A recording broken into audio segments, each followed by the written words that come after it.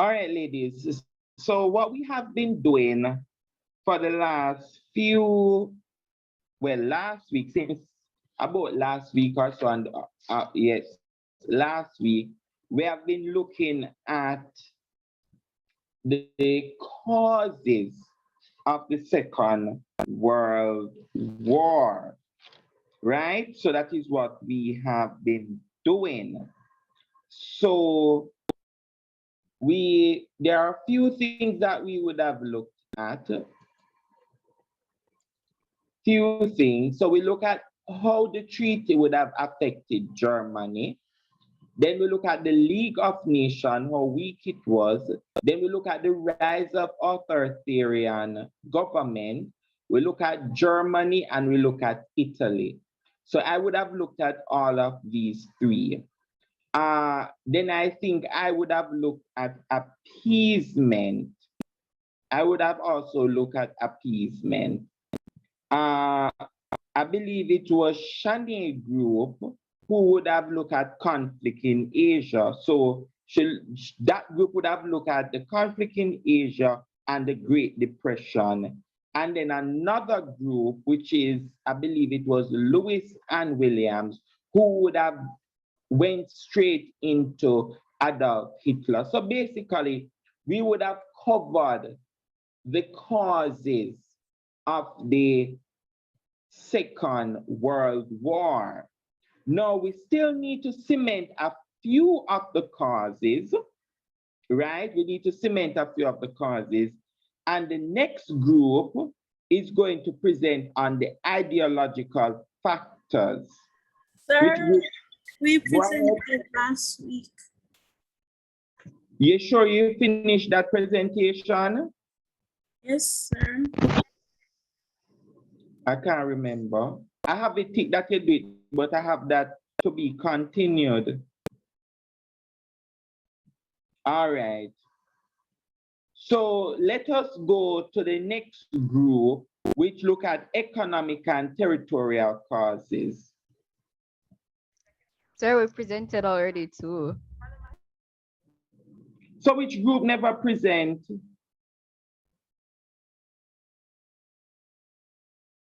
Which group did not present? So I think all the groups presented last week. No, all the group never presented last week. No, I didn't present. Me and Sakima. So for the political, so your group is doing the political causes? Political factors, sir, not the part. Political factors. So if you're going to the exam and they ask you what were the political factors for the Second World War, you're going to tell the examiner that factors are not the causes. Isn't factors the same as the causes? Yes, it is, sir. Factors, causes, reasons.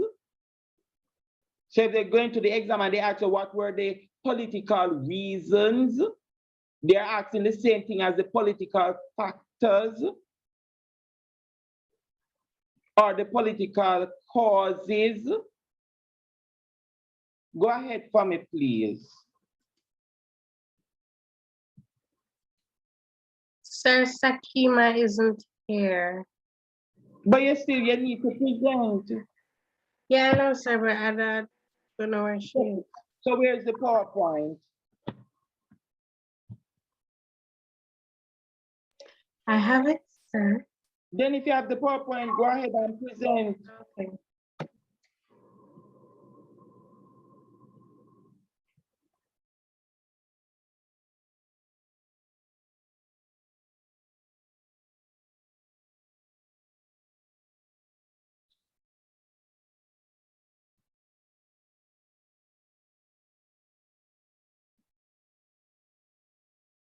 Wait a minute.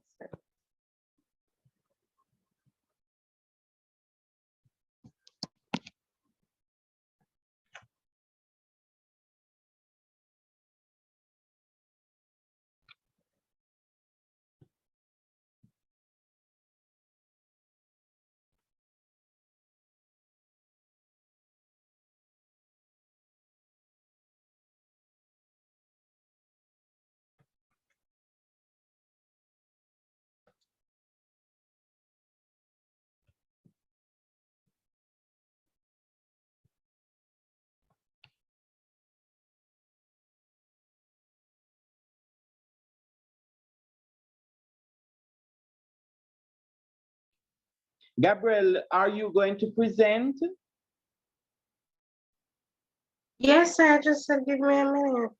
Okay.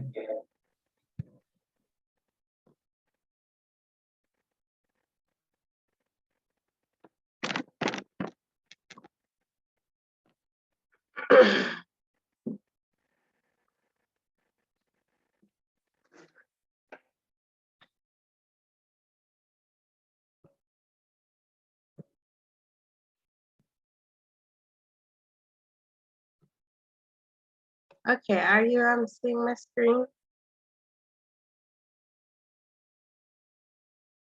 Is everyone seeing my screen? Yes, I'm seeing your Hello? screen. Yeah, I'm we seeing your are. screen. Okay, okay. All right. So these are the political factors that led to World War One's presentation was done by myself and Sakima.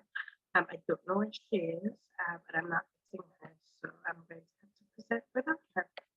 Okay, so political factor. The first one we have is the rise in fascism. So after the First World War, the victors of the war pushed for everyone else to practice democracy. Most countries obliged. An example of this was when Germany opted a democratic government after the war. However, by the 1920s, many had turned to a nationalistic, militaristic, total, total, total style of government that they felt would better meet the needs of the people than the democracy and would allow them to steer clear of communism. It was referred to by its Italian name fascism. Benito Mussolini created the first fascist state in Italy by 1920. So the formation, sorry, formation of the Axis coalition. The Spanish Civil War caught the attention of Italy and Germany. Hitler, having denounced the disarmament clauses of the Treaty of Versailles, went ahead and created a new air force and reintroduced conscription. The Spanish Civil War presented an opportunity for him to show weapons against right-wing military rebels.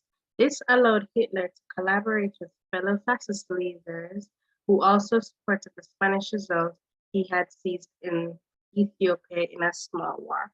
I'm sorry about my talking, guys. My sinuses are killing me. Okay, continuing. By 1937, Japan, Italy, and Germany had signed treaties such as the Anti-Comintern, which created the Rome-Berlin-Tokyo Axis. As the Axis powers united, they wreaked havoc on other nations as they brutally sacked and took lands they thought they deserved but were not awarded in the Treaty of Versailles. This created an atmosphere for war as the nations were tired of being bullied by the fascist Axis. Now I'm going to skip to adult. Yeah. So Germany, Italy, and Japan each had their own brands of fascism. Germany's brand of fascism was embedded in racism. Adolf Hitler was able to gain Germany's loyalty as he appealed to their grievances. The Treaty of Versailles, the distribution of Germany's land to the victors. Hitler was promised to overturn the treaty and get Germans additional living space. With the promise, Hitler made Chancellor of Germany by 1933 and was able to secure himself as dictator of Germany. Okay, the next political factor is German aggression in Europe. Now, Hitler launched his own expansionist drive with the annexation of Austria in March 1938. The way was clear. Mussolini supported him, and the British and the French, overdrawn by the German rearmen, accepted Hitler's claim that the status of Austria was an internal German affair. The US had impaired its ability to act against aggression by passing a neutrality law that prohibited material assistance to all parties in foreign conflicts. In September 1938, Hitler threatened war to annex the western border area of Czechoslovakia and the Sudetenland and its 3.5 million ethnic Germans. So 6 months later, in March 1938, Hitler seized the remainder of Czechoslovakia, armed by his new aggression and by Hitler's threats in Poland. A British government pledged to aid that country if Germany threatened its independence. A popular joke ran at the time, a guarantee a day Hitler kicks away. France had already had a mutual defense treaty with Poland. So the next one,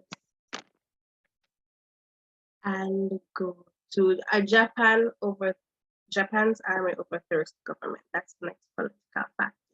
So Japan did not formally accept fascism, but its military held a great deal of power in their government and was eventually able to enforce a totalitarian regime.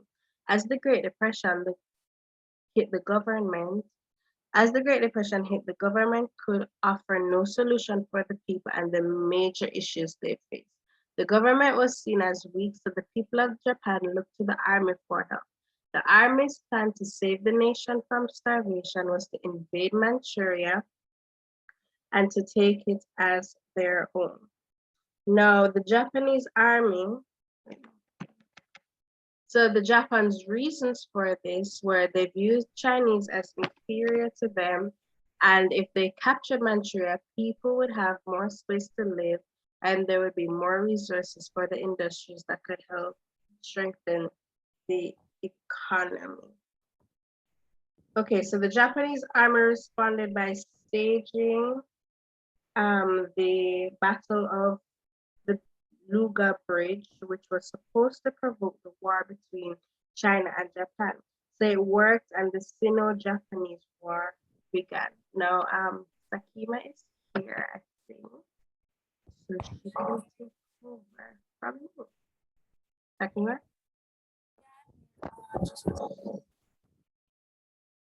She's not here? Here. Okay. Can you see the profile? Okay, so continuing, the 1920s saw a weak and politically chaotic Japan. China. Warlords of the many provinces of China constantly feuded, and the central government was weak and decentralized, unable to do anything to stop conflict. In 1927, Chiang Kai-shek gained control of Kuomintang, the Chinese government, and its National Revolution Army. Chiang led an expedition to defeat southern and central Chinese warlords and gain the allegiance of northern warlords. So we can just wrap it up in one thing.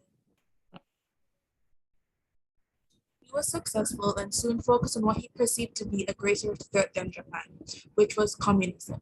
But in 1937, the deposed warlord general of Manchuria kidnapped Chiang and refused to release him until he temporarily united with the communists against the Japanese threat. So, as we can see, China and Japan are in a China is in a really rough spot where they're not very united. There is a lot of division that's happening. So China is currently trying to battle the threat of communism, as people saw how communism works out in Russia and they were not fans of it. So they were trying to do what was best for them and try and escape that, but obviously it wasn't working because they now had a bigger issue on their hand, which was Japan trying to essentially take over, take China as a whole so they can use it as government.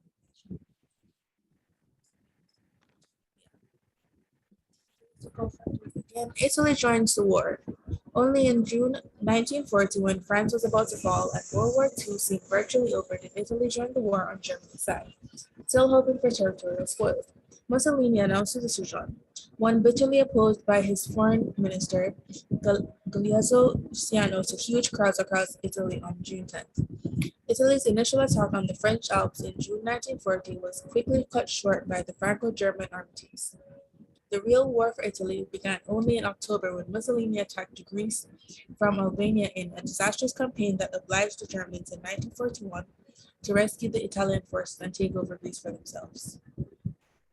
Now, as we can see, that is just plain old Italy trying to be greedy and trying to get territories worse out of their empire, and it did not work as they ended up needing to be essentially saved and having to be essentially pulled out and helped out by Germany, as they could not take over Greece for themselves. They couldn't successfully get it done. We can move on to the timeline if we have time. Should we do the timeline? Okay, so September 18, 1931, Japan invades Manchuria for resources, land, space to live. All right. You don't have to go through that because I'm going to go through this right now. Oh, well, we did have a video on that at the bottom. All right, so go ahead.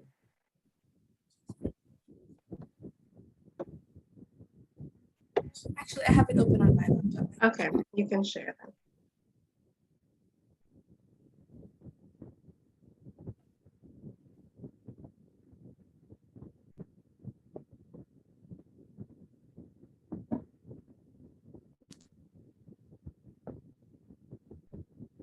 Green, this is Crash Course World History, and today we're going to talk about World War II. Finally, a war with some color film. So here at Crash Course, we try to make history reasonably entertaining, and fortunately, World War II was hilarious, said no one ever. Mr. Green, is this like going to be one of the unfunny ones where you build to the big melodramatic conclusion about how I have to imagine the world more complexly? Me from the past, as long as you have that 8th-rate soup strainer, I'm not even going to acknowledge your existence.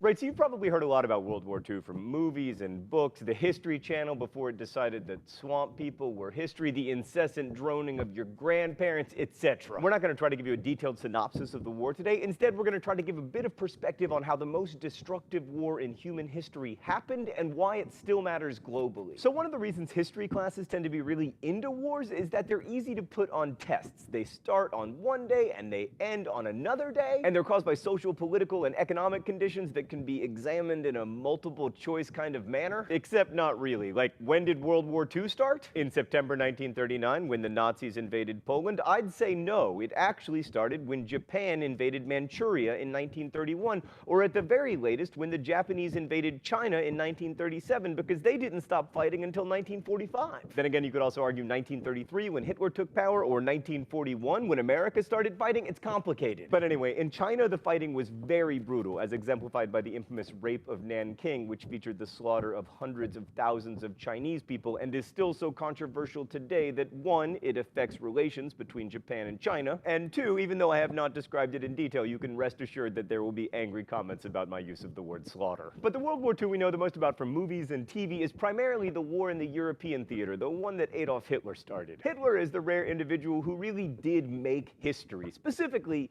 he made it worse. And if he hadn't existed, it's very unlikely that World War II would have ever happened. But he did exist. And after coming to power in 1933 with the standard revolutionary promises to return the homeland to its former glory, infused with quite a bit of paranoia and anti-Semitism, Germany saw rapid remilitarization and eventually, inevitably, war. In the beginning, it was characterized by a new style of combat made possible by the mechanized technology of tanks, airplanes, and especially trucks. This was the Blitzkrieg, a devastating tactic combining quick movement of troops, tanks, and massive use of air power to support infantry movements. And in the very early years of the war, it was extremely effective. The Nazis were able to roll over Poland, Norway, Denmark, the Netherlands, and then all of France, all within about 9 months between the fall of 1939 and the summer of 1940. So after knocking out most of Central Europe, the Nazis set their sights on Great Britain, but they didn't invade the island, choosing instead to attack it with massive airstrikes. I mean, you look at this poster and think, man, the Queen wants me to finish my term paper, so I can do it. But when this poster was first produced in 1939, it was to quell terror in the face of bombardment. The Battle of Britain was a duel between the Royal Air Force and the Luftwaffe, and while the RAF denied the Nazis total control of British airspace,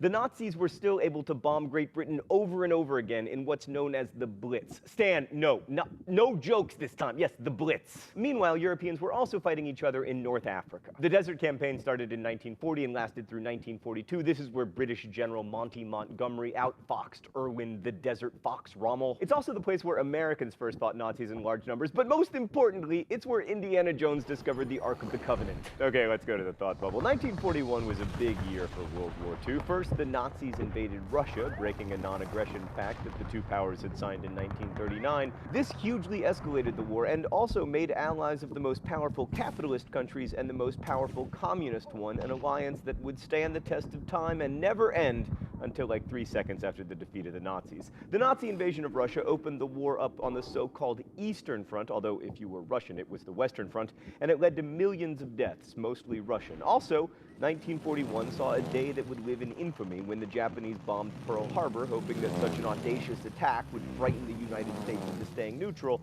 which was a pretty stupid gamble because, one, the US was already giving massive aid to the Allies and was hardly neutral, and two, the United States is not exactly famed for its pacifism or political neutrality. 1941 also saw Japan invading much of Southeast Asia, which made Australia and New Zealand understandably nervous. As part of the British Commonwealth, they were already involved in the war, but now they could fight the Japanese closer to home. And shut up about how I never talk about you Australians, I just gave you 1.5 sentences. But by the time the Americans and Australians started fighting the Japanese, it was already a world war. Sometimes this meant fighting or starving or being bombed. Other times it meant production for the war. You don't think of Argentina as being a World War II powerhouse, for instance, but they were vital to the Allies, supplying 40% of British meat during World War II. Thanks, Thought Bubble. So not to sound jingoistic, but the entry of the US into the war really did change everything, although I doubt the Nazis could have taken Russia regardless. No one conquers Russia in the wintertime, unless you are, wait for it, the Mongols.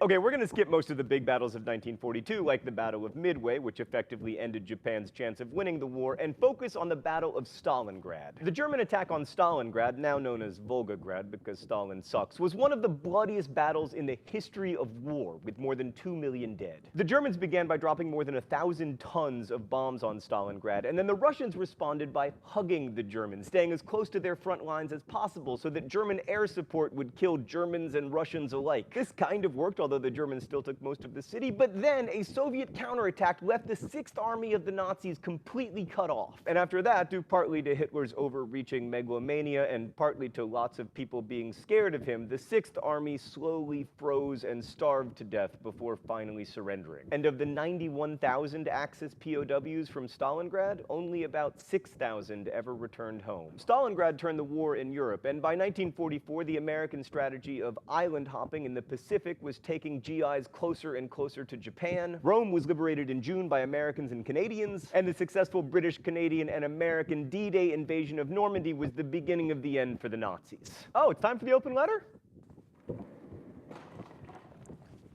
An open letter to Canada. But first, let's see what's in the secret compartment today. Oh, it's Canadian mittens. I want to thank the Canadian Crash Course fans who sent us these mittens. Canadians are just so nice, Stan. Like, all we ever do on this show is make fun of them, and they're just like, it's so kind of you to mention us. Here's some mittens. Dear Canada, we're not always nice to you here on Crash Course, but you are awesome. I'm pointing, but you can't tell because I'm wearing mittens. 45,000 Canadians died fighting for the Allies in World War II, which means that per capita, Canada lost more people than the United States. You fought with the Royal Air Force to defend Great Britain from the beginning of the war, and you were there on D-Day successfully invading Juno Beach, and as many of you have pointed out in comments, you defeated the United States in the War of 1812, meaning that arguably, Canada, you are the greater military power. Plus, you have lumberjacks and excellent beer and hockey and universal health care and Justin Bieber. I'm jealous. That's what it is. I'm jealous. Best wishes, John Green. So by the end of 1944, the Allies were advancing from the west, and the Russian Red Army was advancing from the east, and then the last-ditch German offensive at the Battle of the Bulge in the winter of 1944 and 1945 failed. Mussolini was executed in April of 1945. Hitler committed suicide at the end of that month, and on May 8, 1945, the Allies declared victory in Europe after Germany surrendered unconditionally. 3 months later, the United States dropped the only 2 nuclear weapons ever deployed in war. Japan surrendered, surrendered and World War II was over. The war had a definite cause: unbridled military expansion by Germany, Japan, and to a small extent Italy. Now, it's easy to claim that Hitler was crazy or evil, and in fact he was certainly both, but that doesn't explain the Nazis' decision to invade Russia, and it sure doesn't explain Japan's decision to bomb Pearl Harbor. And there are many possible explanations beyond mere evil, but the most interesting one to me involves food. Hitler had a number of reasons for wanting to expand Germany's territory, but he often talked about Lebensraum, or living space, for the German people. German agriculture was really inefficiently organized into lots of small farms, and that meant that Germany needed a lot of land in order to be self-sufficient in food production. The plan was to take Poland, the Ukraine, and eastern Russia, and then resettle that land with lots of Germans so that it could feed German people. This was called the Hunger Plan, because the plan called for 20 million people to starve to death. Many would be the Poles, Ukrainians, and Russians who'd previously lived on the land. The rest would be Europe's Jews, who would be worked to death. 6 million Jews were killed by the Nazis, many by starvation, but many through a chillingly planned effort of extermination in death camps. These death camps can be distinguished from concentration camps or labor camps in that their primary purpose was extermination of Jews, Roma people, communists, homosexuals, disabled people, and others that the Nazis deemed unfit. Some historians believe that the Nazis opened the death camps because the Jews weren't dying as fast as the Hunger Plan had intended. This was a sickening plan, but it made a kind of demented sense. Rather than becoming more involved in global trade as the British had, the Germans would feed themselves by taking land and killing the people who'd previously lived there. Similarly, Japan at the beginning of the war was suffering from an acute fear of food shortage because its agricultural sector was having trouble keeping up with population growth. And the Japanese too sought to expand their agricultural holdings by, for instance, resettling farmers in Korea. So while it's tempting to say that World War II was about the Allies fighting for democratic ideals against the totalitarian militaristic imperialism of the fascist Axis powers, it just doesn't hold up to scrutiny. For instance, a hugely important Allied power, Stalin's Soviet Union, was like the least democratic place ever. Dan just said that was hyperbole, but it's not. Stalin's Soviet Union is tied with all of the other completely undemocratic countries for last place on the democracy scale. It's a big community there at last place, but they're definitely in there somewhere. And by far the biggest imperialists of the war were the British. They couldn't have fed or clothed themselves or resisted the Nazis without their colonies and commonwealth. So why is World War II so important? Well, first, it proved the old Roman adage, homo homini lupus, man is a wolf to man. This is seen most clearly in the Holocaust, but all the statistics are staggering. More than 1 million Indian British subjects died, mainly due to famine that could have been avoided if the British had redistributed food, and their failure to do so helped convince Indians that the so-called superior civilization of the British was a sham. More than 1 million Vietnamese died, mainly due to famine. 418,000 Americans. More than 1 million non-combatants in both Germany and Japan, and 20 million people in the Soviet Union, most of them civilians. These civilians were targeted because they helped sustain the war, mostly through industrial and agricultural production. In a total war, when a nation is at war, not just its army, there's no such thing as a non-military target. From the firebombing of Dresden to Tokyo to Hiroshima, the line between soldier and civilian blurred. And then, of course, there is the Holocaust, which horrifies us because the elements of Western progress, record-keeping, industrial production, technology, were used to slaughter millions. World War II saw modern industrial nations, which represented the best of the Enlightenment and the scientific revolution, descend into once unimaginable cruelty. And what makes World War II such a historical watershed is that in its wake, all of us, in the West or otherwise, were forced to question whether Western dominance of this planet could or should be considered progress. Thanks for watching. I'll see you next week. Crash Course is produced.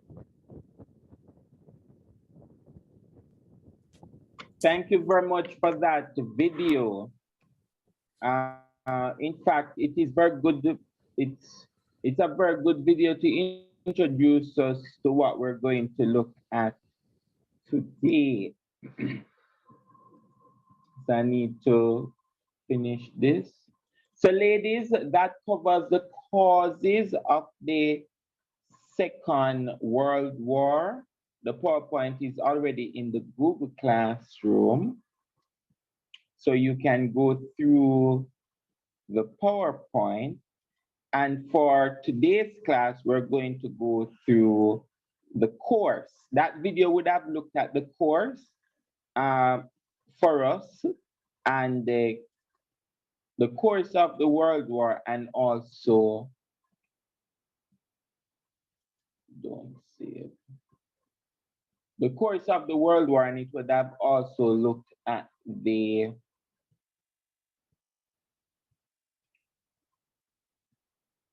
some of the effects. All right, and this PowerPoint was placed in the Google Classroom for a pretty good time. All right, ladies, remember that your exam is coming up. I believe your exam is going to be on the 10th. Not sure if that's one. I can't remember. I believe it's either the 10th and then the 14th you have a paper one. Remember section A, World War I, Russian Rep, section B, World War II. It's a must that you do World War II, and next week we're going to start India. We should finish India by the end of the week. India is not a very long topic. I would have already posted the PowerPoint on India, so you can start to go through the PowerPoint when it comes to India. We're going to go through that, and so we will be ready for the exam. All right, this is a website. It is an interactive map on the Second World War. Very good website, so you can also use that. Now, the Second World War was divided into 3 phases, right? One, we had the Blitzkrieg and the rapid advances, which was between 1939 and 1942. All right. And then after that, we have the counterattacks from 1942, and then from 1942 to around the end. And then the last part of the war was heavy and costly. It was deep, intense battle. Now, one of the things that we need to know, ladies, that with the First World War and the Second World War is that the First World War, they use mainly machine guns. Second World War is brutal because they're using bombs. They're using not only normal bombs, but atomic bombs. They're using nuclear weapons. They're using airplanes in taking. So the fighting is widespread. White people turn against white people. Europe is under stress. And that leads us to the European theater.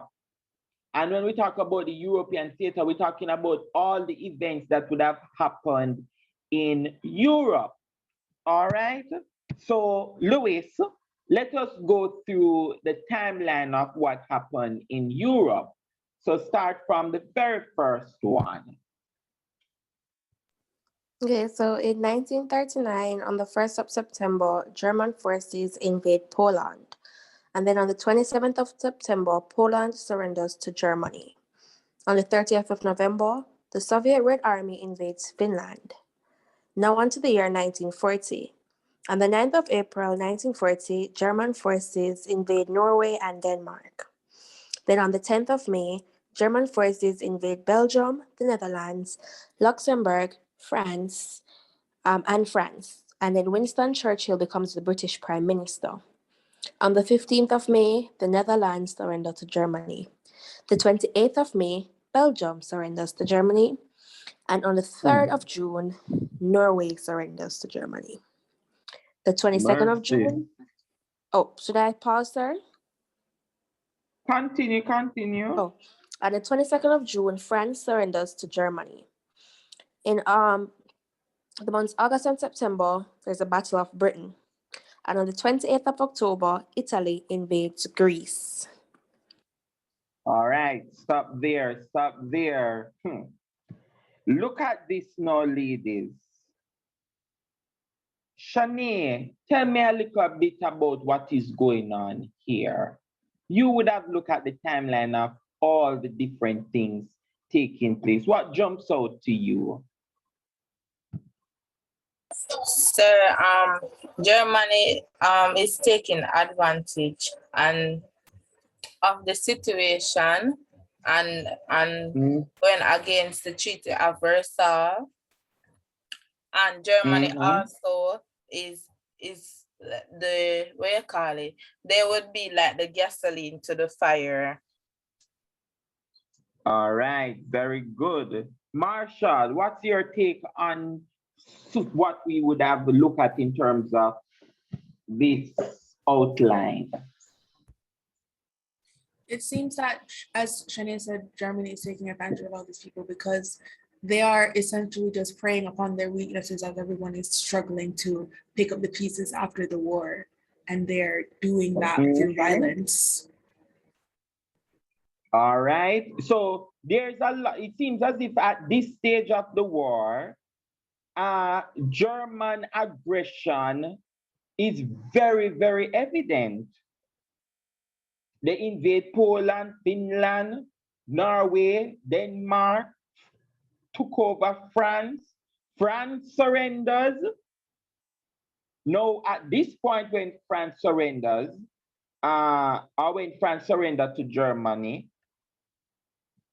it seems as if things really gone bad.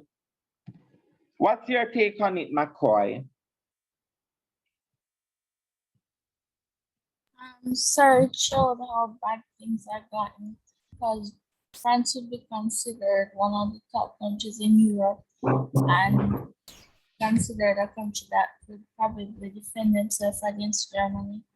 But it got so bad that even they had to surrender themselves. So Germany was really weak at this point.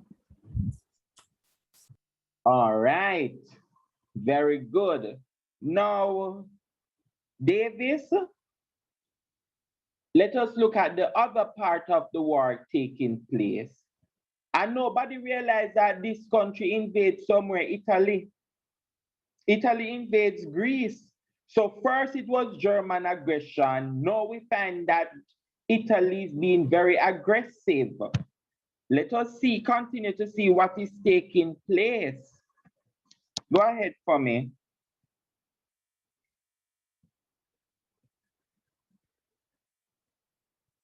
Marshall, read for me, please. Okay. March 11, 1941. Roosevelt signs the Lend-Lease Act. April 6th, German forces invade Yugoslavia and Greece. June 22nd, German forces invade USSR. December 5th, Soviet counterattack halts German advance. December 11th, Italy and Germany declare war on the US. 1942, August 12th, Stalin and Churchill meet in Moscow. September, Battle of Stalingrad begins.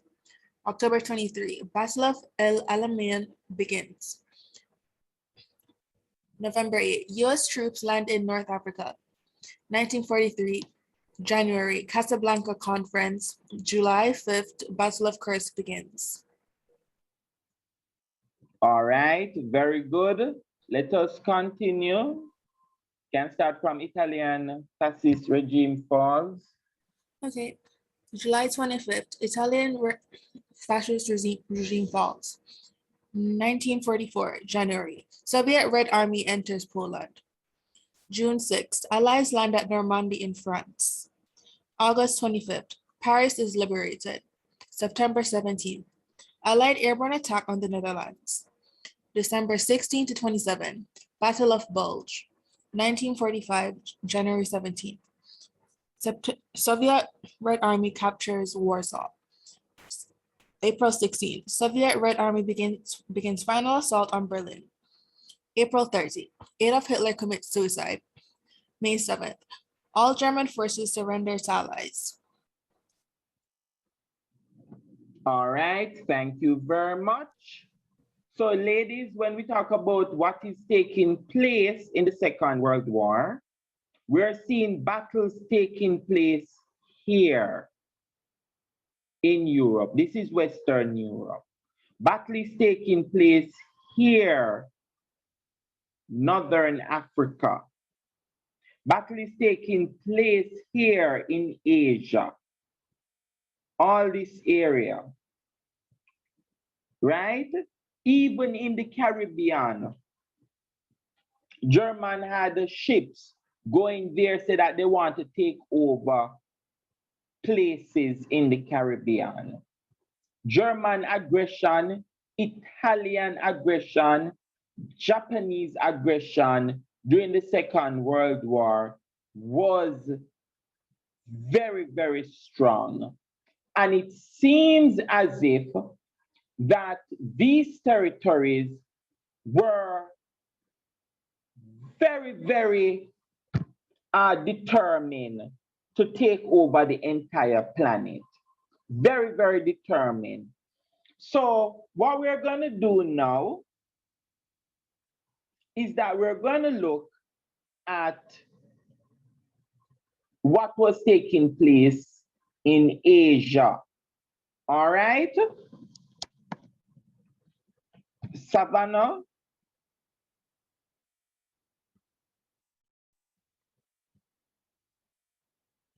Savannah?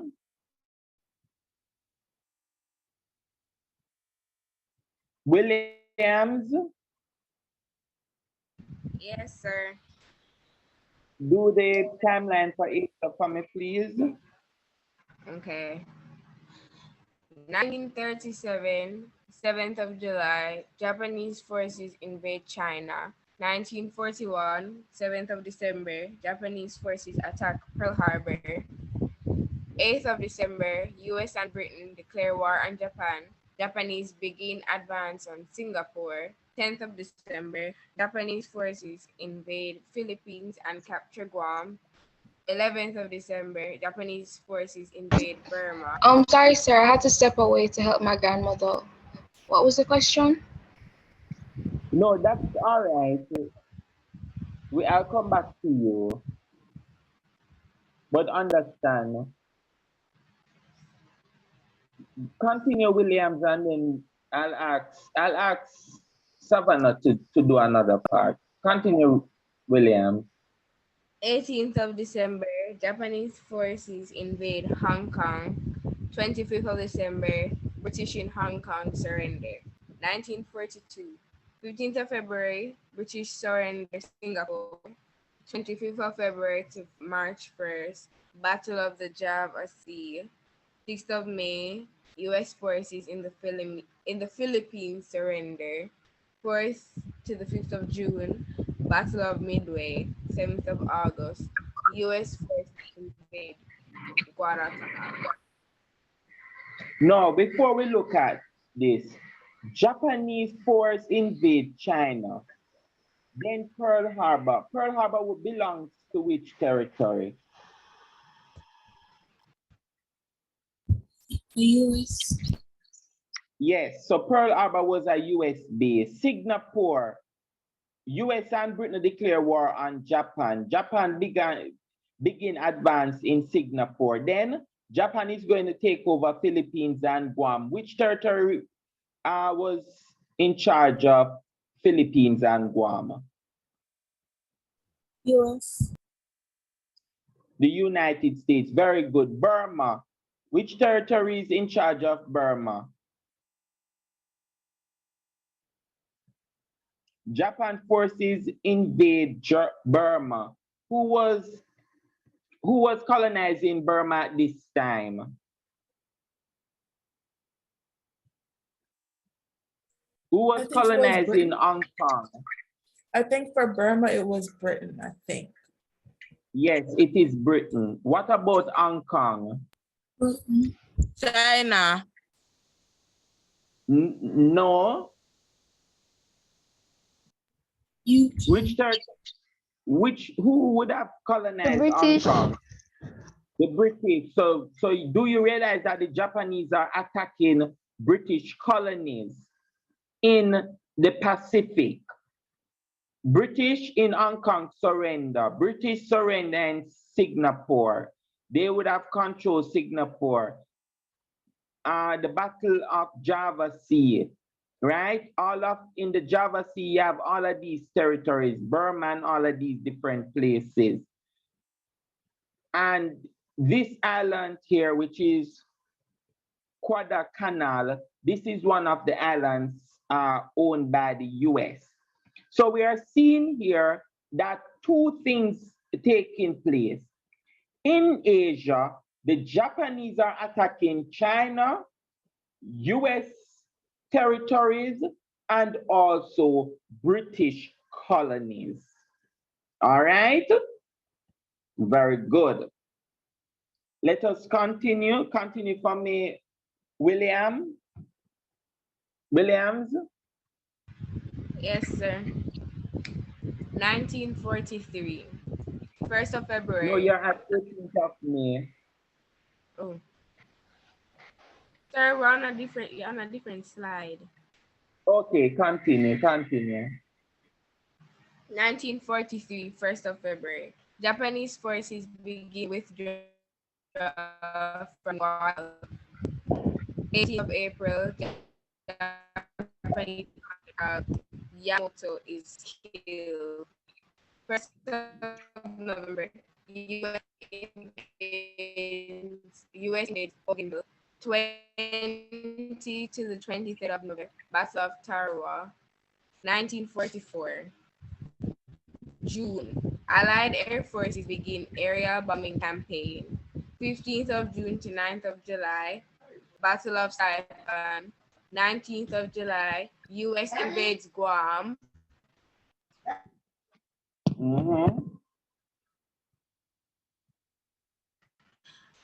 24th of July, US invades Tinian. 20th of October, US forces land in Philippines. What are we seeing here? Who is at this point of the war? What is taking place?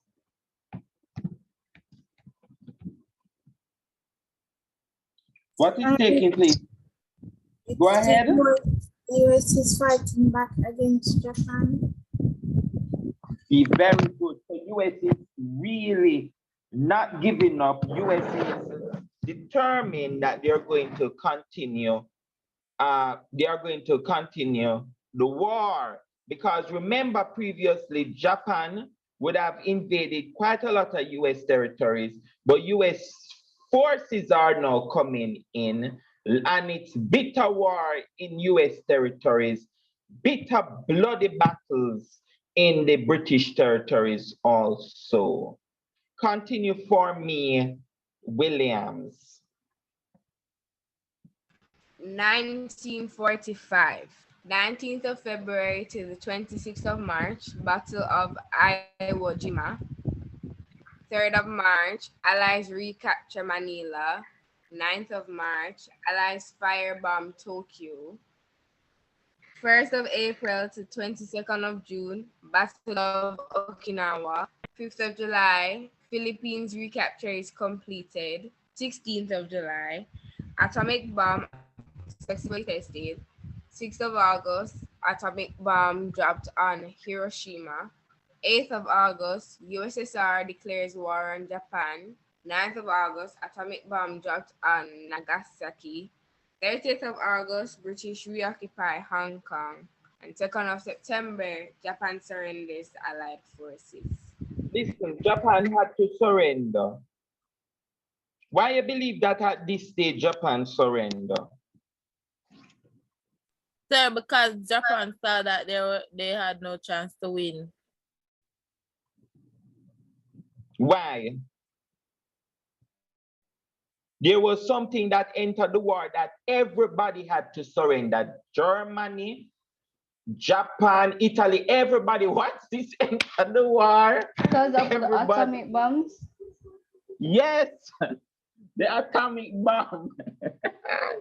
They plan for them. Hey, boy, they plan for them, man. Listen, because listen, if the US didn't come up with the atomic bomb, I am telling you, most of us today would be speaking German, Italian, and Japanese.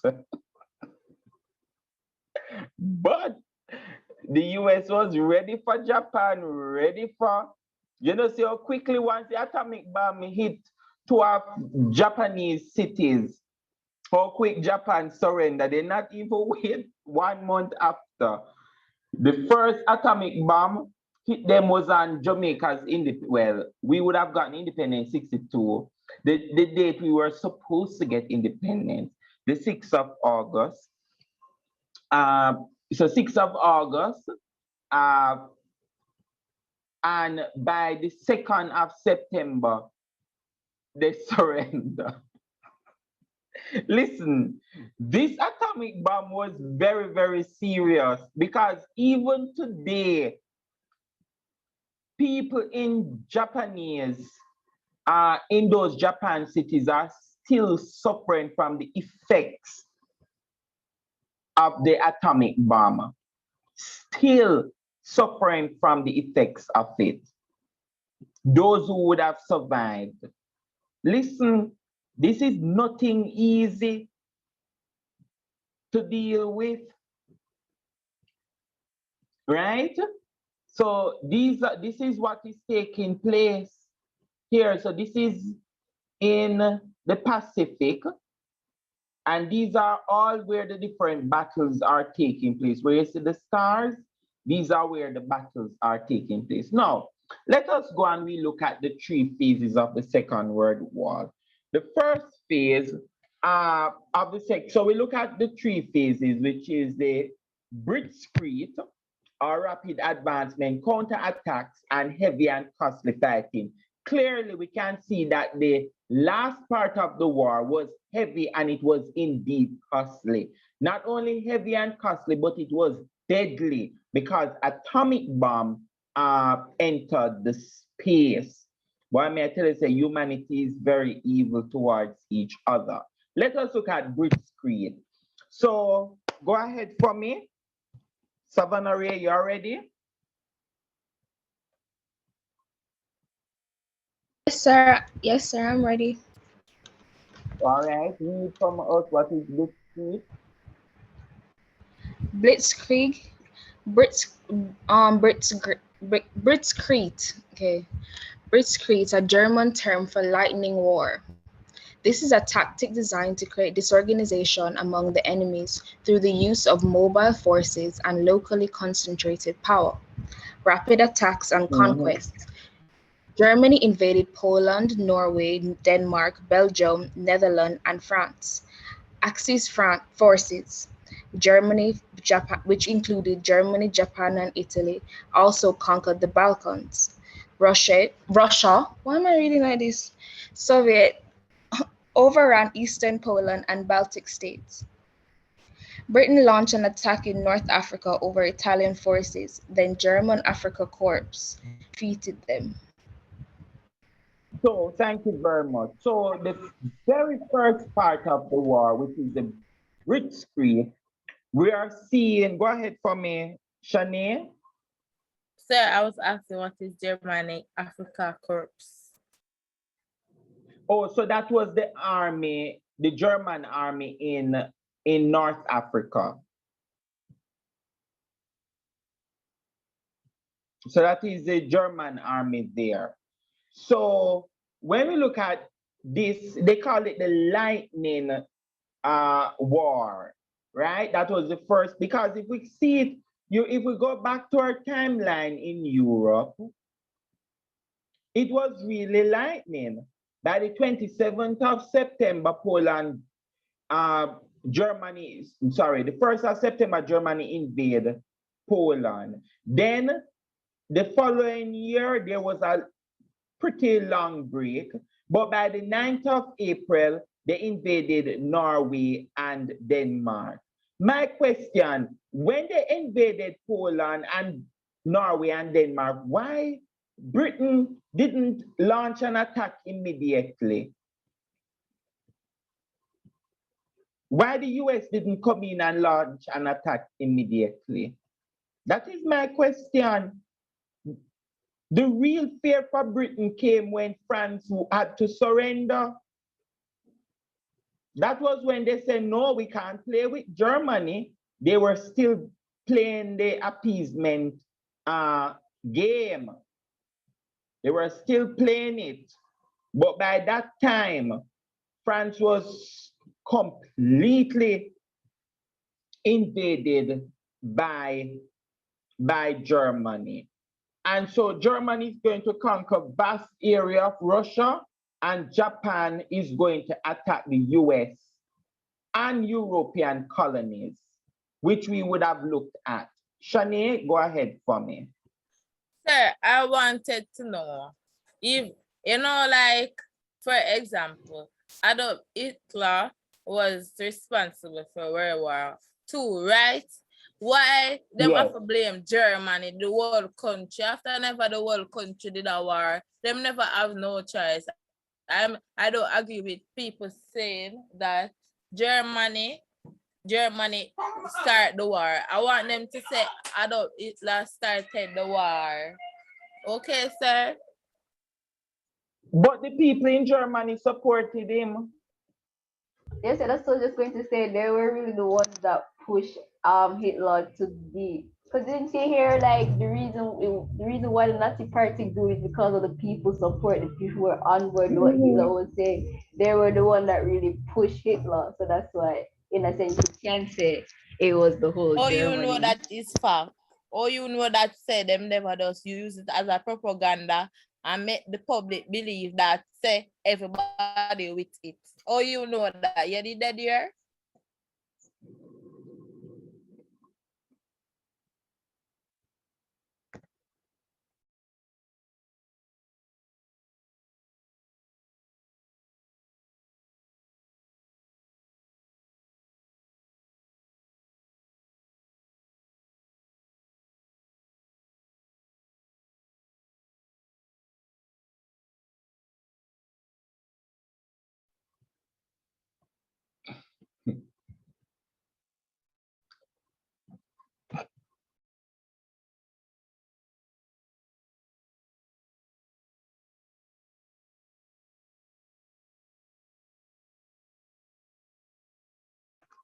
Eccleston.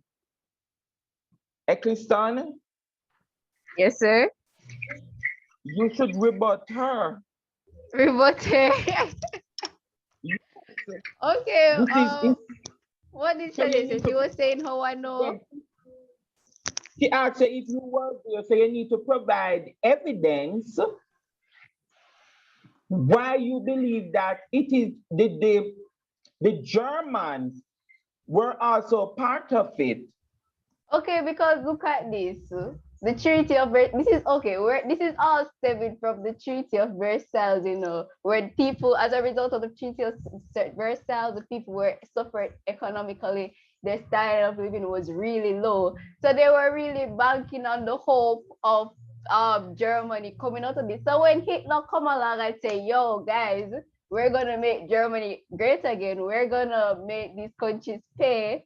But what the people are going to bank on that, they're going to be like, yeah, because look at us here suffered for a war that was not really our fault, right?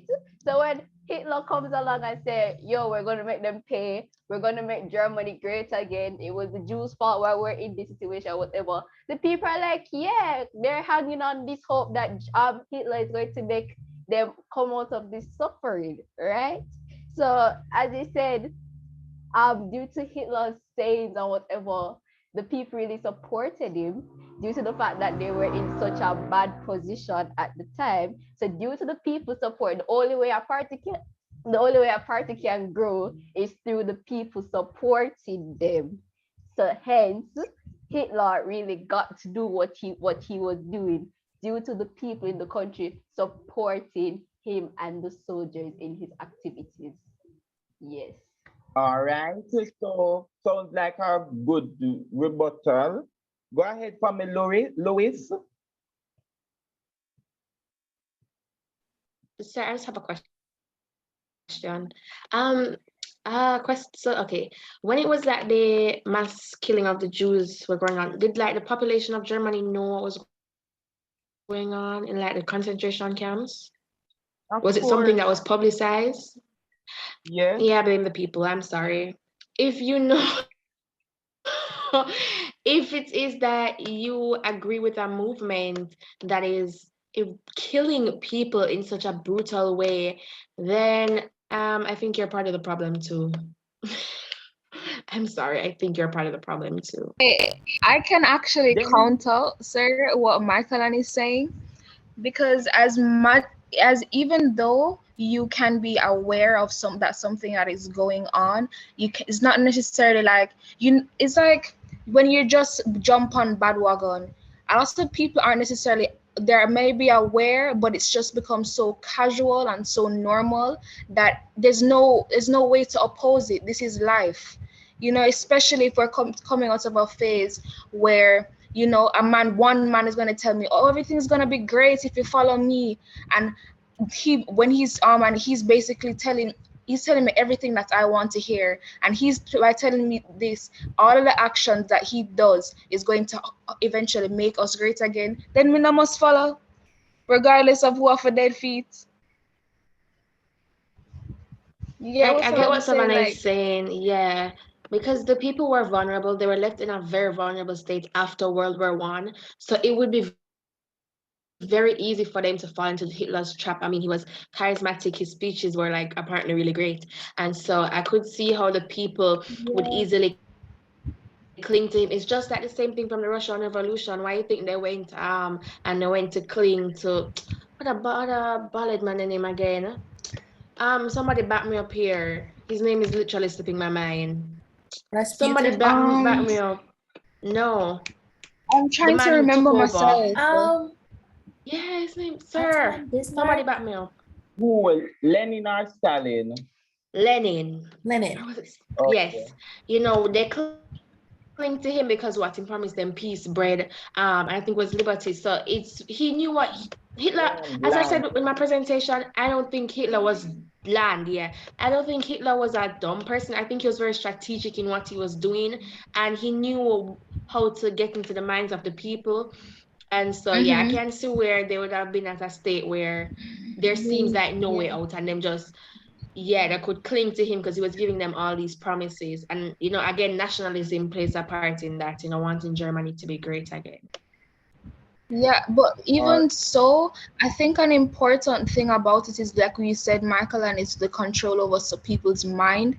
Because even, sir, when you look at like during slavery and how they would they would travel from inside of Africa and with a line of Africans and one white person to like 100 Africans, and no African did anything to oppose this because it was all mental. They're all being controlled mentally, even though if 100 people decide to take over one person, them no most can do it. It's all a mental thing. All right. Shani, your rebuttal. Are you convinced, or you have another point to support? Because you must come with a strong evidence to rebut the point. Sir, I still stand that it wasn't the people them fault.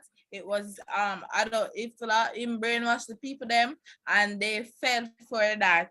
Just like how, for example, in Jamaica, where we as a people were brainwashed by our Prime Minister, the most honorable Andrew Holness, that he was going to bring a difference, just like how we had hope in him, just like the Germany them did have faith in Hitler because they thought that he was going to bring change, but in return he bring chaos, and it's not the people in fault, it's the leader of the countries, not the country fault. And I strongly believe that. All right. So it's your opinion, and we can't beat you on it. And you would have some historians, if you go and read some history book, some historians would say blame Hitler and not the people. The people were either brainwashed, and I could say, I believe, this is my view, I believe the people were part of it. Because they could have uprised against Hitler, just like what the Russians did to the Tsars, right? They could have gone and get rid of him and assassinate Hitler, but they never do it. They were the assassinating and killing they were killing the Jews, and they were killing the Christians, and they were killing Africans, and they were killing those who were homosexuals. That was what Hitler was doing, right? But let us look at this. So due to the rapid conquest and the short space in time, this period is known as Blitzkrieg. Now, why did the Germans use this military strategy? One, the experiences that they had in the First World War, where you had a lot of stalemate in the trenches, and they wanted to avoid costly confrontation. So that's one of the reasons why Germany actually went in. In fact, they would have used the original plan that they had, right? Which is the shifting plan. That's what they would have used. So you use it in World War I, it failed. They did it in World War II, and it seems as if this was successful. But guess what? They never know that the US was preparing for them, because atomic bomb don't make overnight.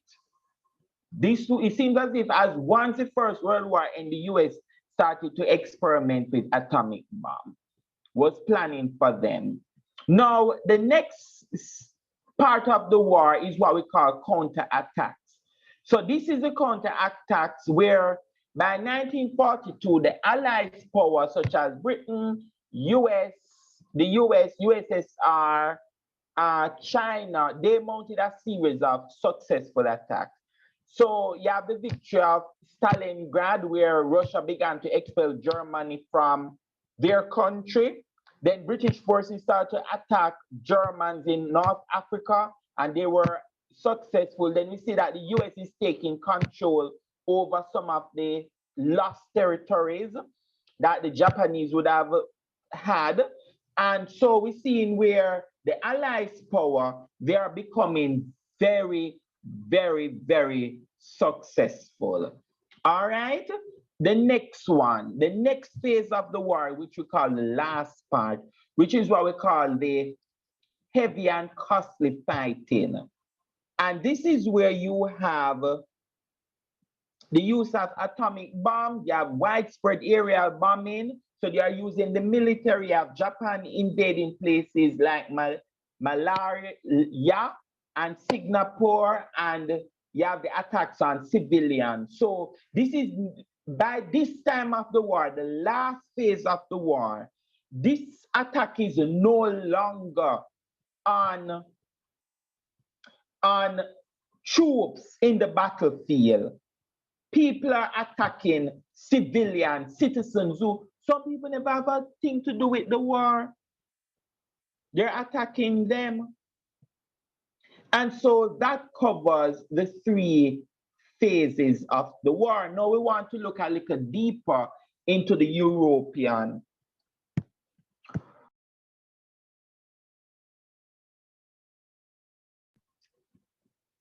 Now I want to look a little deeper into European, the theater, right? So we're going to look now on the invasion of Poland. Marshall, help me out here. Okay. Invasion of Poland. World War II began in the early morning hours of September 1st, 1939. Germans invaded Poland by destroying the weak Polish Air Force. Within 4 weeks, Germans conquered all of Poland. Polish forces were defeated, and Germany was able to concentrate Poland. British and French reaction. France and Britain dispatched ultimatums to Berlin upon German invasion and demanded immediate withdrawal. When Germany refused, Britain and France declared war on Germany on September 3rd, 1939. September 17, 1939, Russia invaded eastern Poland. Western nations did not bother to declare war on the Soviet Union. That was a bit shocking that the Soviet Union went to invade Poland. Why? All right, I say it is shocking. Why do you believe that it is not shocking? Why do I believe it's not shocking? I don't think it's shocking because all along they were witnessing what was happening to other smaller countries, but it wasn't until certain countries were attacked, then it's not that shocking. As Britain was actively practicing appeasement, they're just like, if we don't see and we don't pay it in mind, maybe it'll be fine. But then it just suddenly became worse and worse to the point they had to intervene. Yes, that is true. But there are one reason why both Germany and Russia invaded Poland. Oh, it was in the same land that both of them had lost, perhaps during the First War. So I think the country Very had been good. built upon that point. Very good. So that's one of the reasons. So once Germany went in to invade Western Poland, Russia said, we want back Eastern Poland because I don't want Germany to get all of Poland. Anybody remember this book, Silver Sword?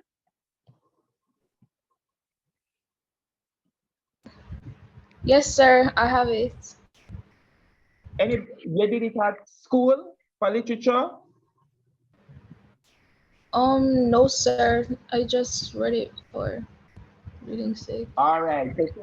So tell him to read the introduction to Silver Sword. It's a very good book. I did it in politics and secondary school. Silver Sword, Chapter 1, The Escape. The Baliki family lives in Warsaw, Poland. Joseph is a headmaster of a primary school and his wife, Margaret, tends to their children, Edek, Ruth, Edek 11, Ruth 14, and Bronia 3. In 1940, the Nazis are menacing the Poles, and Joseph is sent to a prison camp in the mountains of South Poland. In the crowded camp, the men do what they can to stay warm. Few are strong enough to try to escape, but Joseph is determined. He's too ill during his first winter and spends his time thinking of his family and his school. While the Nazis close because someone reported that he had turned the picture of Hitler's face to the wall. He had tried to break away once before and ended up in solitary confinement. He now tries harder to lay his plans. He knows that he cannot cut the wire fence, so he decides to disguise himself as a guard. He gets himself landed in the Kula, a place for poorly behaved prisoners. On the third day there, when a guard brings him food, he knocks the guard out.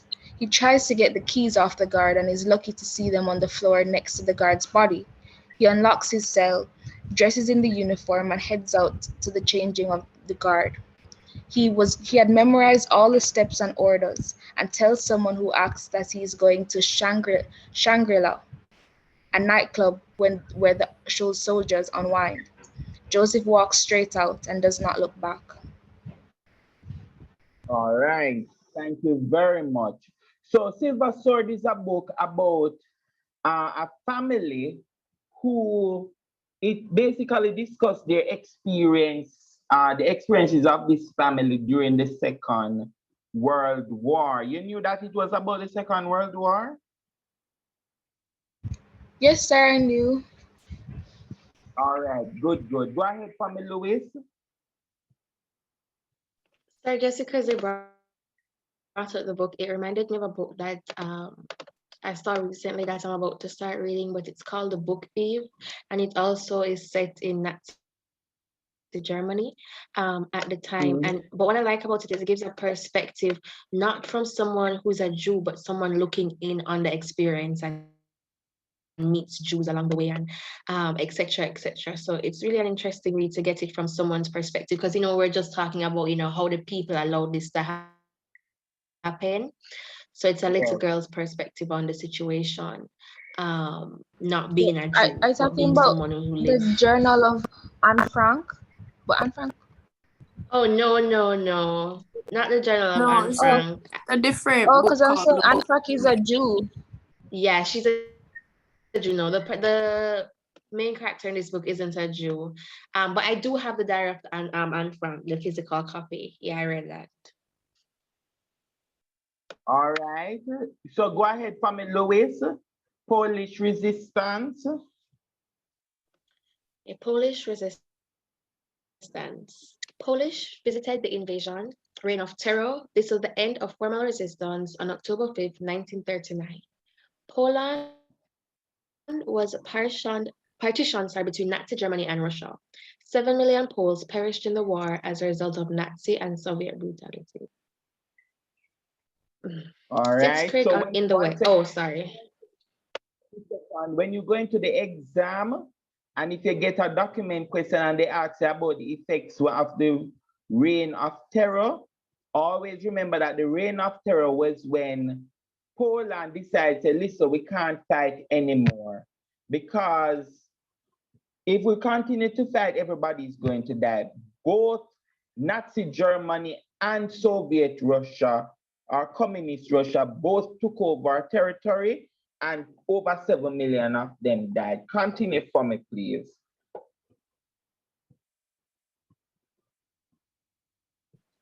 Fitz Creek Continue. in the West. Oh, for Yes. the first 7 months, there were no major battles.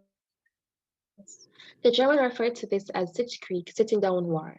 The French set securely on their Maginot Line. This was an extensive static defense system built by France after 19.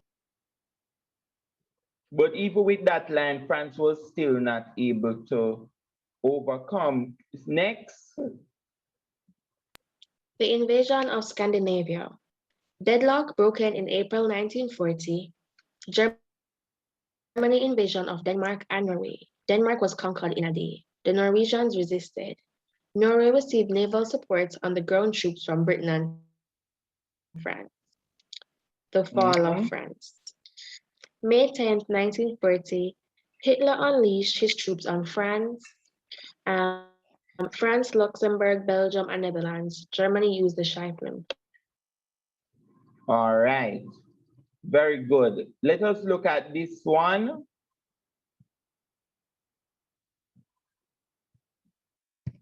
Read, sir. No, not you, Louis. Okay. Eccleston.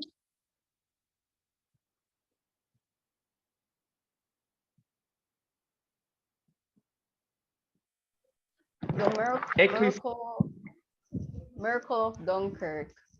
Dunkirk, yeah.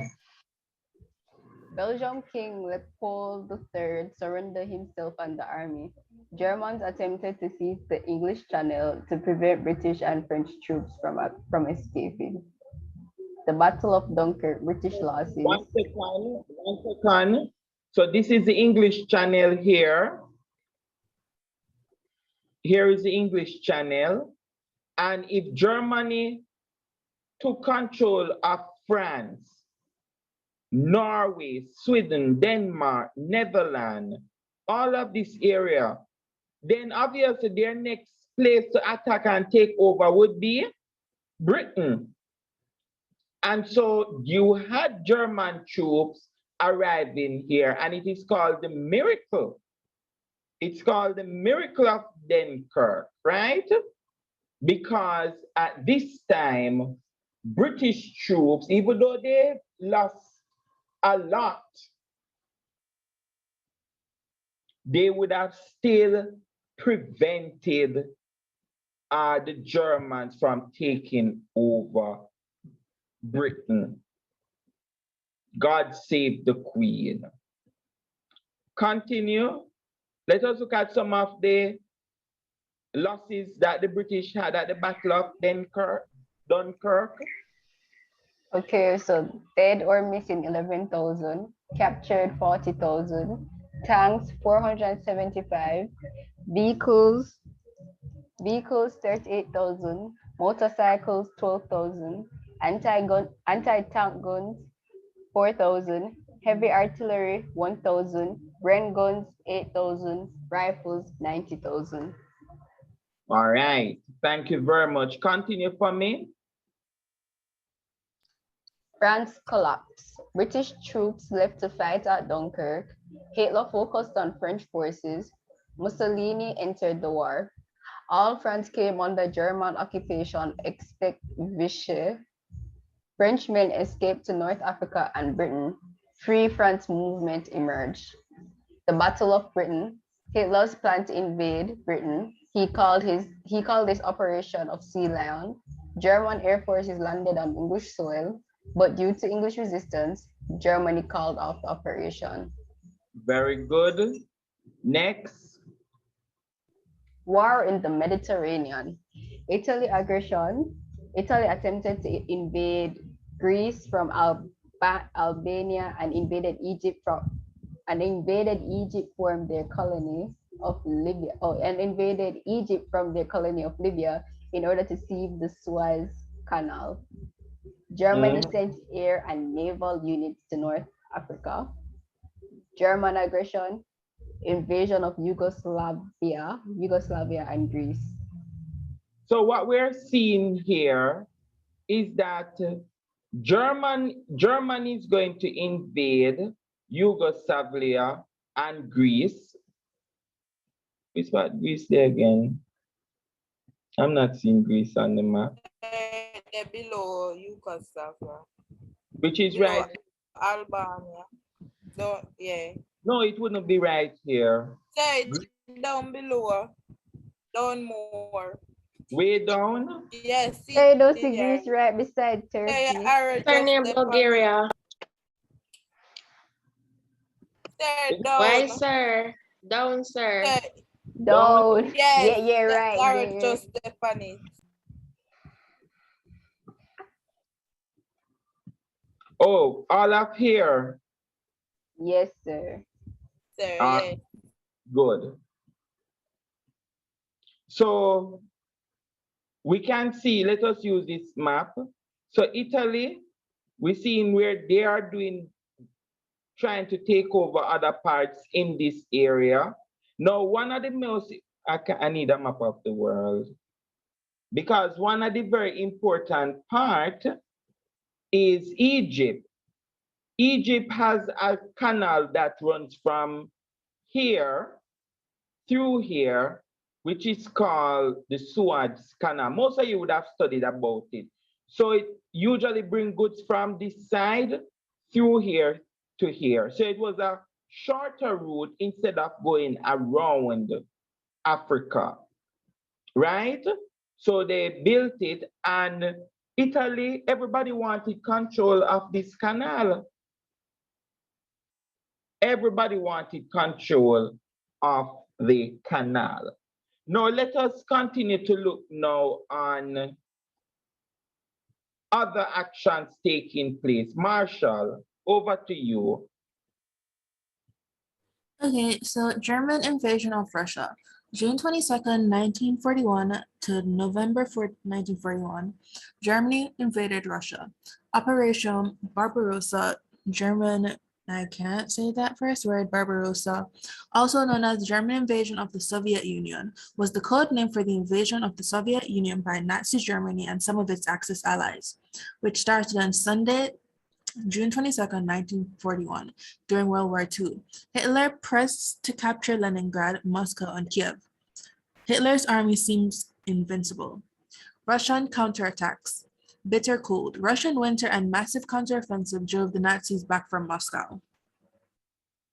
All right, very good. Let us look at the US now.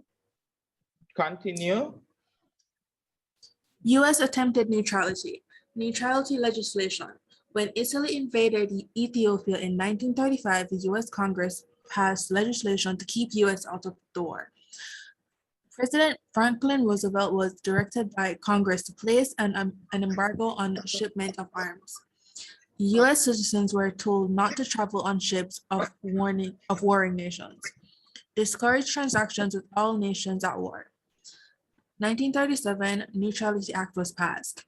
Retreat from neutrality. Threat of freedom. The fall of France drove fear in the Americans that their colonies could be invaded. Germany attempted to take over Haiti and Dominican Republic. German threat to the Panama Canal. Threatened the Panama Canal.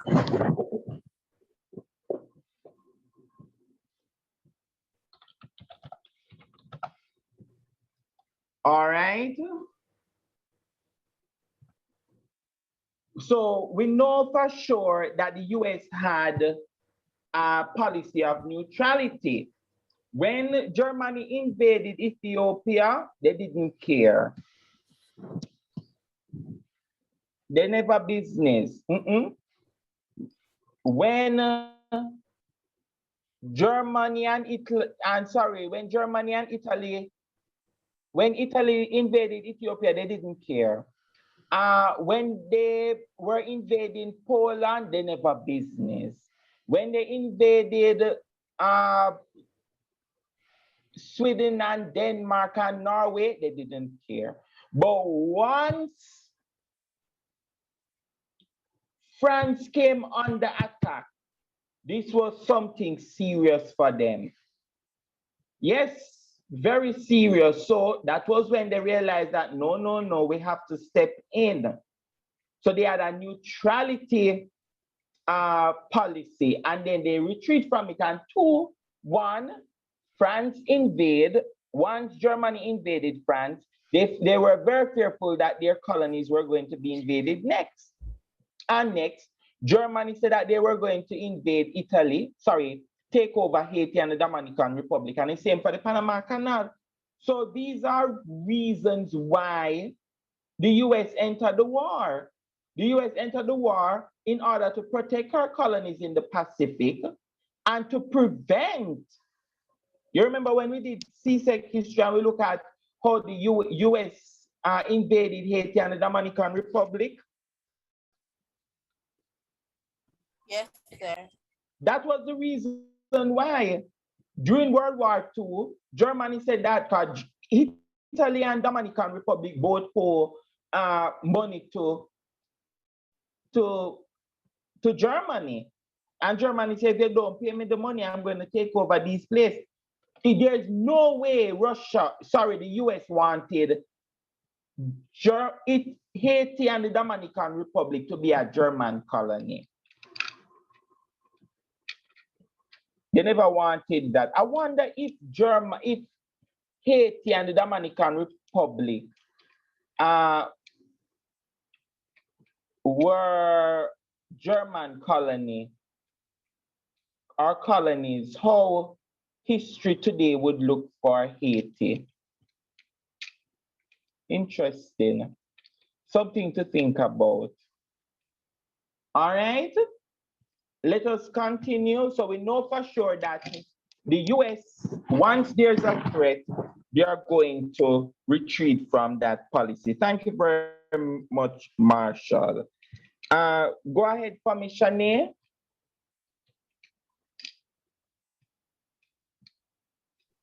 United States and the Second World War, courses of action. In 1940, the President and Congress took important steps. Number one, US appropriated large sums of money for school and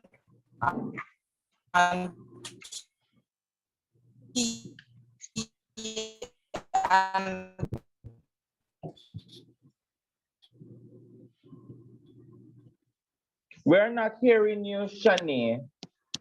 You're breaking up.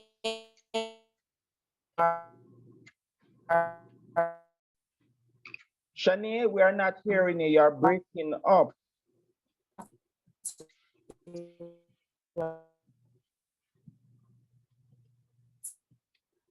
Gabriel, you can take over for me, please.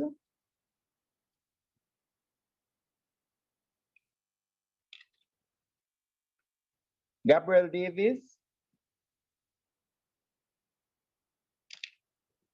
Gabriel, look like she dropped asleep. Louis. Sorry, sir. I had to close my windows because it started raining. What did you ask me to? Continue from course of action. Okay, in 1940, the US President and Congress took important steps. The US appropriated large sums of money for strengthening the Army and Air Force, exchanged 50 obstacle American destroyers for 99 years, leases on key and naval bases in the Americas, Selective Service Act was passed. It required all men between 18 and 65 to register for Army services. Land Lease Act, Congress gave powers to sell, lease, and lend war materials to the British Empire. Access powers were upset, and 1941, Japan attacked US possession Pearl Harbor. All right, continue. Continue for me. Pankei Incident. Japanese aggression in China in July 1937. In December, Japanese bombed and sank American gunboats. American reaction. In July 1937, US loaned China US 25 million and placed an embargo on Japan. In December 1941, Pearl Harbor, Hawaii was bombed, 18 ships lost, 170 airplanes destroyed, 3,500 servicemen were killed. In December 8, 1941, the US declared war on Japan. Germany and Italy declared war on the US. The Allies invaded Germany. The US used atomic bombs on Hiroshima and Nagasaki. How do you pronounce that? Hiroshima. And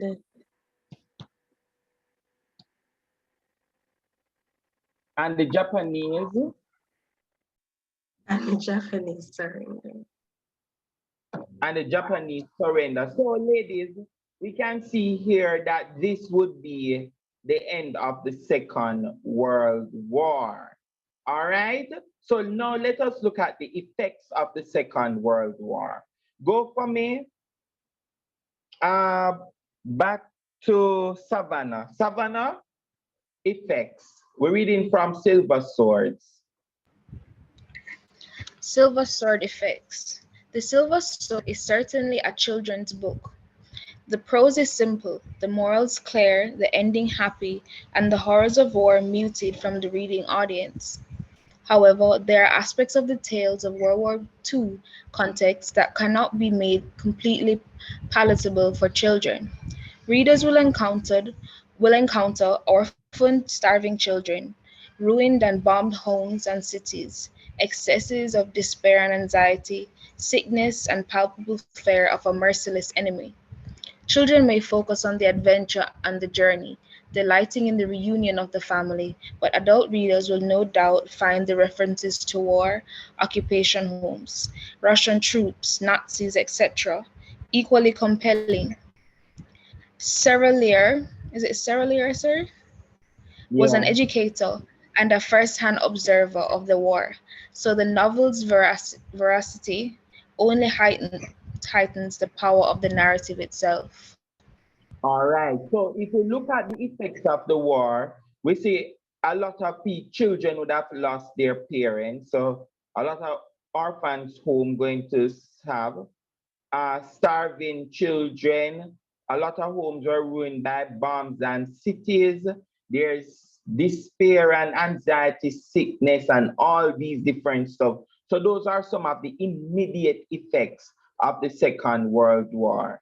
Now, you're going to have the Nuremberg trial in which the world is going to establish a court and you're going to try people for war crimes and they're going to try the Nazis, right? And so they're going to set up where they're going to say, listen, these amount of persons are going to be charged for war crimes. So the first thing was a trial that was set up, an international court was set up to bring a lot of these persons who were involved in the Second World War in Germany, Italy, and Japan on war crimes. So if you look at, for example, some of these lists, you'll see some of them were sentenced to 10 years in prison, some were sentenced to death, some were acquitted, some got life imprisonment, some got 15 years in prison. It depends on what you would have done in the war. So Italy died, right? Italy died. But guess what? All the persons who were left behind had to face trial and they were being imprisoned. Some of them faced the death penalty as a result of being involved in the Second World War. Now, let us look at the Atlantic Charter. The next thing that happened was that Britain is going to abolish, not Britain, the world is going to abolish the League of Nations. And Britain is going to force, in Britain, the Western countries, they are going to say that it is time for us to abandon the use of force and war, and we need to pursue a policy of self-determination. Self-determination means independence, right? People need to have their independence, because if they don't get their independence, then we could still have the same level of aggression by European powers, where they are so concerned about getting colonies. So the first thing was that they are going to advance a policy of decolonization, where US is going to urge Britain, France, all the European countries to give independence to their colonies. Make people govern themselves. Forget about colony, because people were interested in colony. That was the cause for the First and the Second World War. And one of the first territories to get their independence was not get fought for their independence was India in 1947. So next week we're going to look at India, and then after we're going to look at Ghana, and then that is going to follow by the Caribbean islands. Another effect of the Second World War is the formation of the United Nations. The UN is still around, but the difference between the UN and the League of Nations was that the UN is going to have a Security Council. And on the Security Council, all the powers, for example, France, Britain, Spain, Portugal, Germany, Russia, all those territories are going to sit on the council, the Security Council. So it's not like the First World War, where when they had the League of Nations, some countries were excluded. At the UN, all countries are part of it. Italy, Germany, every country is part of it. So people are not going to talk about things. Do you realize that from then we haven't had any major war? We had wars, but nothing that we can consider World War, a total war. Another negative effect is death. Let us look at some of the death rate. Here, over 61 million people died from the Second World War, right? When we look at civilians, people never business about war, over 15 million died. Same, and military death was 8 to 10. So you had more civilians dying in the war than persons who were army persons. That's a lot of people. That's Jamaica's population by 5, right? So that is very, very bad. Another effect is migration. So at the end of the Second World War, you're going to have people migrating from the Caribbean to Britain to help, because a lot of Britain would have lost quite a lot of persons. So you need people to build back Britain. Then you're going to have a lot of Jews moving from places like Poland, Romania, Bulgaria, Turkey, Czechoslovakia, Hungary. They are moving back to Israel, right? The Jews are moving back to Israel. So you have quite a lot of migration taking place. The first thing is that we're going to enter age of nuclear bombing.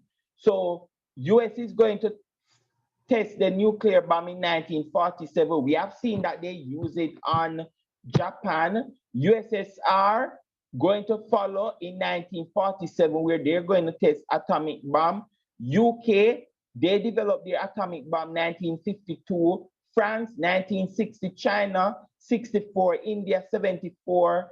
Israel, they said around 1979, and Pakistan, 1998. It seems as if people are, they are being prepared for another war. What's your view on that?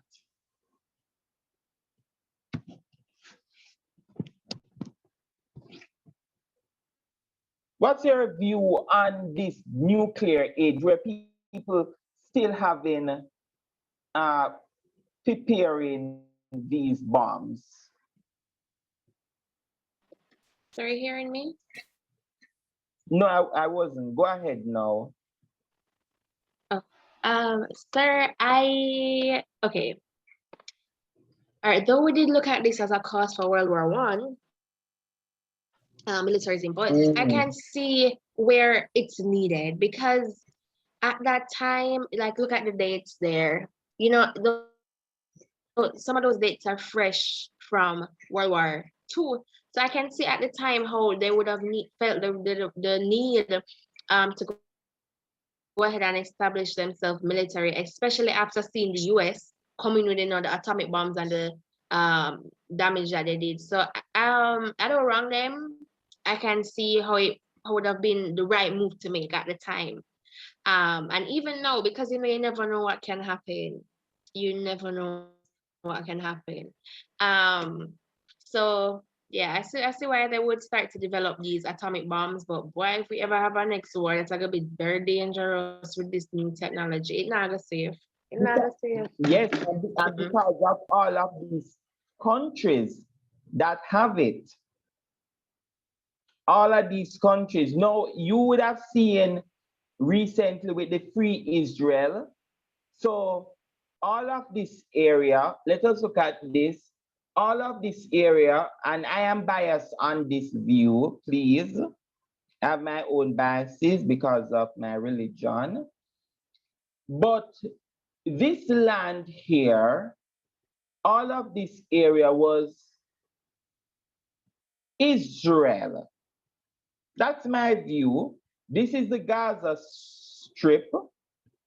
And in this land, and this is the West Bank. And I declare my bias from now. But the entire social media might not agree with me. Because I see them as a free Palestine and all of that. Now, this land is the original land of the Israelites. God has given them this land.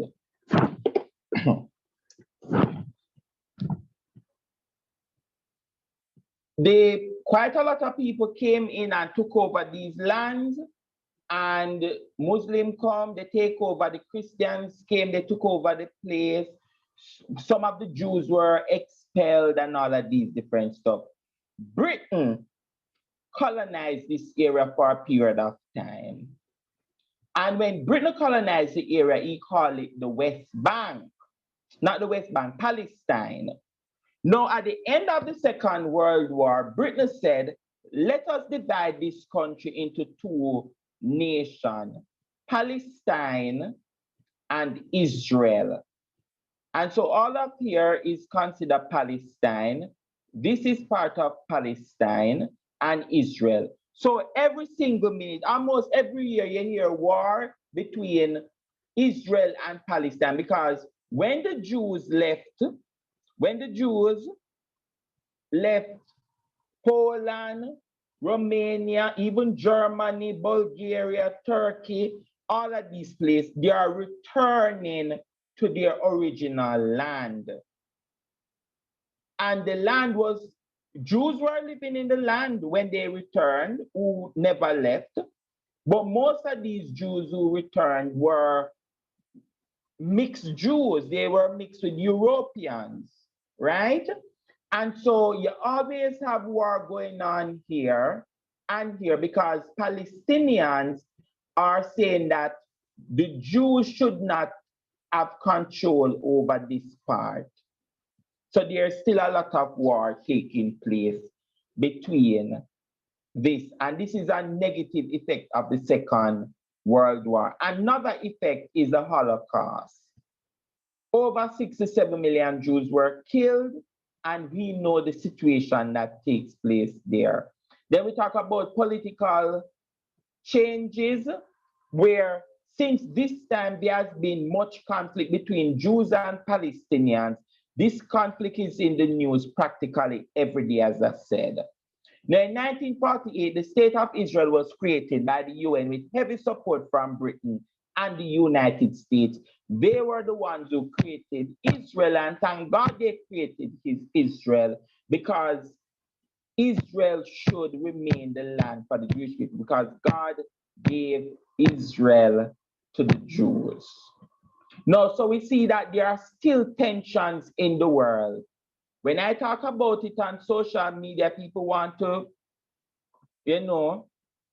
fight me. When last year I was in a class and I'm discussing it with some of my students, and they were pro-Palestine. And, I don't think anybody in the class was pro-Israel. Everybody was pro-Palestine. What's your view on it? McCoy, Israel or Palestine, or you don't have a voice in the matter? I think that the war needs to stop because many people are dying, and especially last year when it was going on, every day hearing places getting bombed. So they need to find some solution. They need to come to a solution. It's very bad to be fighting all the time. Yes, sir. Sir, So I you think support- why a lot of people are more pro-Palestine is because a lot of people, I don't know if it's true, think Israel has a more advanced military to kind of protect themselves or, attack Palestine. So that's why I think a lot of people are more like free Palestine, because Israel is all like, they're fine, they can protect themselves and they are fine. It's more Palestine that's kind of the victim. That's them, I'm just stating that. But also, Gabriel, they're arguing that because in 1945, most of the people who occupied this area now came from Europe. They say that they are not real Jews, and so they shouldn't occupy this land. All of this I've should heard belong. that argument. Sir, I So just they feel said like I think people feel bad for is who winning, the Palestinians, because the Israelites are basically in a sense winning. So I think people on social media have a little compassion for the Palestinians because a lot of them are dying out, and then when you see the stories when they come out and talk about it on social media. So that's why I think a lot of people are pro-Palestine and anti-Israel because of just social media and what social media is spreading, in a sense. But yes, that is part of the narrative, but they are not giving the full story about the Palestinians attacking Israeli citizens. And so Israel has a right to defend herself. What the Palestinians are doing is that they use bombs. They send off bombs from the West Bank and Gaza into Israel, right? And so Israel must not defend herself. Israel must just stay there and just allow Gaza and the West Bank to just bomb Israel. Israel should not, but anytime Israel defends herself, there is a problem with the Moabites on social media. So they are not presenting, and the media is not presenting a very good narrative. As I tell you that I practice Judaism, so my alliance is always to Israel, but to each them own. A lot of my students do support Palestine, but that's all right. You're entitled to support who you want. I think though, McCoy, what you said that the war is supposed to come to an end, and I also think that. Now, one of the things, ladies, that we need to point out is that as a result of the Second World War, there are going to be the rise of feminism and people going to advocate for more female rights and all of these different stuff. And decolonization, after the First World War, a lot of countries going to get their independence. Either they fight for it or they receive it. All right? So that actually covers the effects of the Second World War. So we look at the course and we look at the effects of the, first, we look at the course and the effects of the Second World War. And so when we meet on Monday, we are going to go straight into India. Ladies, for the exam, please go through the past paper questions. Go through, when it comes to First World War, Russian Rev, India, all of them, you go through all the past paper questions. Practice everything, make your points for everything. Make your points, go through every single past paper. All right, and prepare yourself. Same thing for, if you do it for these topics, when you come to prepare for CXC, you're way ahead in your preparation. And I wish you luck on the exam. I'm looking for some 80s and 90s. All right. So ladies, we meet again on Monday where we will look at Israel. Not even about Israel, we look at India. Okay, sir. Bye, sir. Bye-bye. Nice.